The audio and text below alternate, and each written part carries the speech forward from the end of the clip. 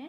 हमने in the previous video बात की थी अबाउट द टॉपिक नस्यकर्म। उसमें हमने पढ़ा था सामान्य परिचय, निष्पत्ति ऑफ द नस्यकर्म, परिभाषा ऑफ द नस्यकर्म, प्रयोजन एंड महत्व ऑफ द नस्यकर्म, योग्य अयोग्य रोगी ऑफ द नस्यकर्म and the types of the नस्यकर्म and the main procedure of the नस्यकर्म। This is divided into 3 parts, पूर्व कर्म, प्रधान कर्म एंड पश्चात कर्म। इनके बारे में बात की and the doses fixation of the नस्यकरण, यानी कितनी मात्रा में कौन कौन सी नस्यें हमें कितनी मात्रा में देनी है। ठीक है, हमने इन द प्रीवियस वीडियो इन सबको कंप्लीट किया। आज की इस नई वीडियो में हम बात करने जा रहे हैं टाइप्स ऑफ द नस्यकरण, कि नस्यकरण कितने प्रकार के होते हैं। वैसे तो हमने इन द प्रीवियस वीडियो हम पढ़ चुके हैं कि आचार्य चरक ने 5 प्रकार के नस्य माने हैं, सुश्रुत ने 2 प्रकार के, दैन आचार्य भागवत ने 3 प्रकार के, आचार्य काश्यप ने 2 प्रकार के नस्य माने हैं, दैन शारंगधर ने भी 2 प्रकार के नस्य माने। आश्रय भेद से भी हमने नस्य के प्रकार के बारे में पढ़ा कि आश्रय भेद से भी 7 प्रकार के नस्य होते हैं, फल, पत्र, मूल, कंद, पुष्प, निर्यास और त्वक। इस प्रकार हमने पढ़ा। लेकिन अब आज के इस नई वीडियो में हम बात करने जा रहे हैं नस्यकर्म को डीपली पढ़ने वाले हैं, मतलब जो टाइप्स ऑफ द नस्यकर्म है हम उनको पढ़ने वाले हैं। So without wasting any time आज की इस नई वीडियो को हम स्टार्ट करते हैं। सबसे पहले नावन नस्य। नावन नस्य हम किसे कहते हैं? रूही के फोह का स्नेह में डुबाकर या डोपर द्वारा या नस्य दान दीपक द्वारा नासिका के छिद्रों में टपकाना नावन कहलाता है। मतलब नावन नस्य एक प्रकार है जो आचार्य मनचरक ने बताया है। क्या बोला उन्होंने? रूही के फोह को स्नेह में, स्नेह के कितने प्रकार होते हैं? 4 प्रकार होते हैं, घृत, तेल, वसा, मच्छा। स्नेह में डुबा करके ड्रॉपर के द्वारा या फिर नस्य दान दीपक द्वारा नासिका के छिद्रों में डालना, नासिका में डालना, उसे हम नावन नस्य कहते हैं। ठीक है, नावन नस्य 2 प्रकार के होते हैं, स्नेहन और शोधन।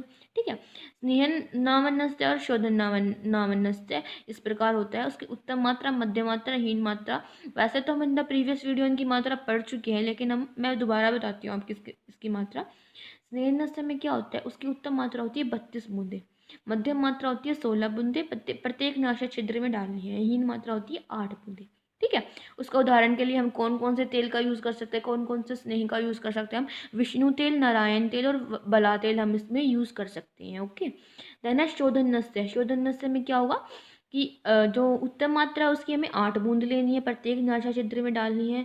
शोधन में मध्यम में 6 बूंद प्रत्येक नासा छिद्र में डालनी है और हीन में 4 बूंद प्रत्येक नासा छिद्र में डालनी है। और हमें कौन कौन से तेल का उपयोग करना है यहाँ? षडबिंदु तेल और अष्टबिंदु तेल। ओके, सो इसके समय की भी बात कर लेते हैं कि कब कब हमें नावन नस्य देना है।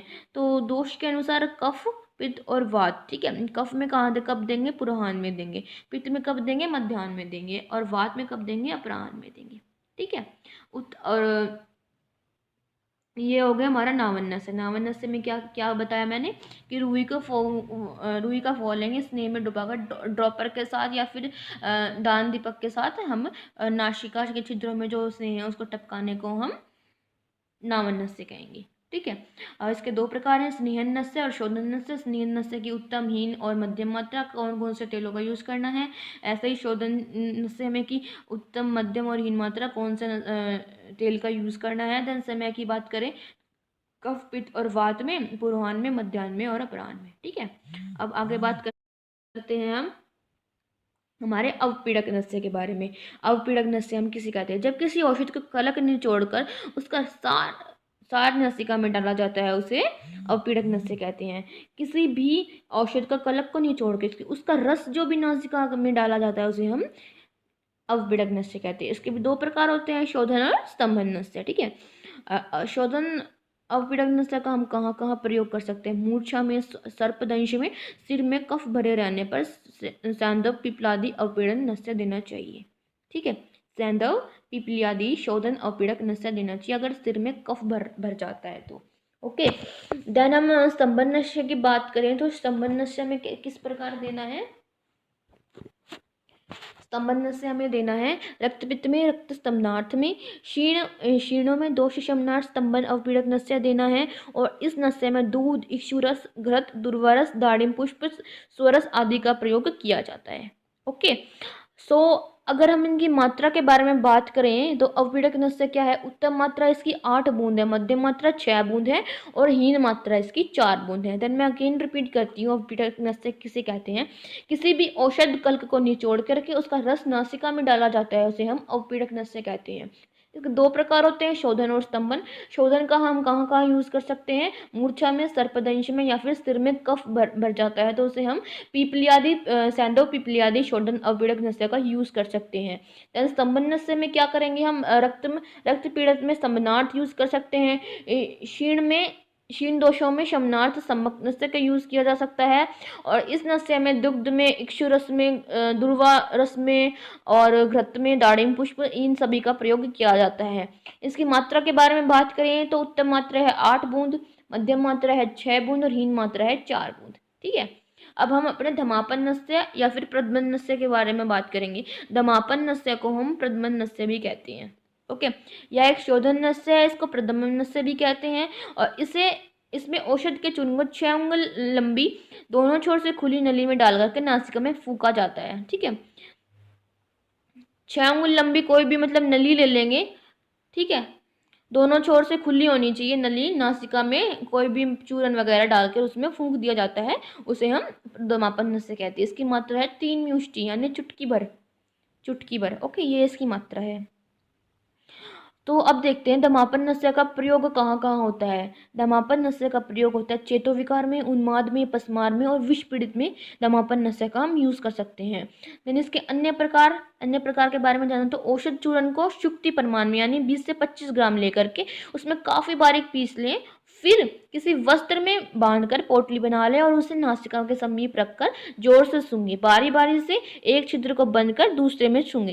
ठीक है, ऐसा आचार्य विद्या ने कहा है। आचार्य विद्या ने क्या कहा है कि औषध चूर्ण को शुक्ति प्रमाण में रखी, 20 से 25 ग्राम लेकर के उसे काफी बारीक पीस लें, फिर किसी वस्त्र खंड में बांध करके पोटली बना लें और फिर किसी नासिका के समीप रख करके जोर से सूंघे, बारी बारी से एक नासा छिद्र को बंद कर दूसरे में सूंघा। ऐसे आचार्य विद्या ने कहा है। ओके, इसकी मात्रा कितनी है, 3 मिष्टि। ठीक है, प्रयोग मैंने आपको बता दिया कि चित्त विकार में, उन्माद में, पस्मार में आदि विष पीड़ित रोगों में इसको यूज करना है। देन हम आगे बात करें हमारे धूम नस्य के बारे में। धूम नस्य का हम कहाँ प्रयोग करेंगे, इस प्रक्रिया में औषध सिद्ध धूम को नासिका द्वारा खींचा जाता है। जो औषध सिद्ध धूम है उसको नासिका के द्वारा खींचा जाता है। ठीक है, और इसी प्रक्रिया को धूमपान कहते हैं। ठीक है, सबसे पहले क्या होता है, जो धूम्रपान होता है और धूमपान में बहुत ज़्यादा डिफरेंस होता है। जो धूमपान होता है उसे हम मुंह से खींचते हैं, लेकिन ये नासिका द्वारा खींचा जाता है धूमपान। ओके, ठीक है, धूम नस्य में नासिका से धूम खींचकर मुख से बाहर निकाला जाता है। धूम नस्य में क्या होगा, नासिका से हम धूम को खींचेंगे और मुख से बाहर निकालेंगे। धूमपान में क्या होगा, मुख से खींचेंगे, नासिका के द्वारा बाहर निकालेंगे। धूमपान और धूम में ये फर्क होता है। ठीक है, अब हम इसके प्रकार के बारे में जानते हैं। जो धूम नस्य है उसके 3 प्रकार होते हैं, प्रयोगिक, स्नेहिक और विरेचनिक। प्रयोग में क्या होगा, इसका प्रयोग कहाँ कहाँ हम कर सकते हैं, इसका प्रयोग हम शमनार्थ एवं नित्यकर्म स्वस्थ दिनचर्या के रूप में करने का विधान है। औषधियों में हम क्या क्या यूज कर सकते हैं, प्रियंगु, चंदन, गुगलू, हेणु, उशीर, पंगग और अगरू। इसका 35 अंगुल उसकी लंबाई होनी चाहिए। ठीक है, नेत्र में प्रयोग होना चाहिए। स्नेहिक में कहा इसका प्रयोग वाशमनाथ, बलवर्नाथ और तपनार्थ में प्रयोग कर सकते हैं। वसाघृत, मोम, जीवन्यगन की औषधि हम इसमें यूज कर सकते हैं और 32 अंगुल लंबा होना चाहिए। ठीक है, देन है विरेचनिक नस्य। इसका प्रयोग हम शोधन की दृष्टि से किया जाता है। इसमें हम कहाँ ज्योतिषमती यूज कर सकते हैं, श्वेत अपराजिता यूज कर सकते हैं, हरताल, मनशिला और एग्रो यूज कर सकते हैं। इसकी लंबाई होनी चाहिए 24 अंगुल। ओके, तो अब इसकी विधि भी बताई गई है कि हम धूम नस्य को किस प्रकार में यूज कर सकते हैं। धूमवर्ती द्वारा या फिर औषध, बड़ी कटहरी, बहेड़ा, मुलेठी आदि को चिलम की आग पर रख करके हुक्के पे चढ़ा करके नासिका द्वारा धुआं खींचने को धूम नस्य कहते हैं। नासिका के द्वारा धुआं खींचने को हम धूम नस्य कहते हैं। धुएं को ठीक प्रकार से खींचकर मुख से बाहर निकालना चाहिए। किसी अंगीठी में कोयला जला करके निर्धूम हो जाने पर उसमें औषध डालकर उसमें धुएं को नासिका से खींचे। एक लंबे वस्त्र द्वारा सिर को आच्छादित करें और अंगीठी को ढक लें, जिससे धुआं बाहर ना निकले और सीधा मार्ग नासिका मार्ग में चला जाए। ठीक है, इसका प्रयोग कहाँ कहाँ करेंगे हम, नासावरोध में और पीनस में और कंठ रोग में। ये हमारा धूम नस्य है। देन आगे हम बात करें हमारे प्रतिमश नस्य के बारे में। ये प्रतिमश नस्य हम किसे कहते हैं, स्नेह को उंगली में डिबो करके उसमें स्नेह की बूंद नासिका में टपकाना और और भीतर खींचना से प्रतिमश निश्चय कहलाता है। यानी स्नेह की उंगली स्नेह को उंगली में डबोकर और नासिका में डालना और उसको अंदर से खींचना, नासिका से खींचना, उसे हम प्रतिमश निश्चय कहते हैं। इसकी मात्रा होती है 2 बूंद। इसका प्रयोग इसमें नस्य में स्नेह की मात्रा उतनी ही होनी चाहिए जितनी मात्रा देने में श्रोत अवरोध कंठ में पहुंच जाए। ठीक है। प्रयोग प्रातःकाल और सायंकाल सर्व ऋतु में वह देने योग्य प्रतिमश निश्चय आज मरण दिया जाता है। ठीक है, हमेशा दिया जाता है।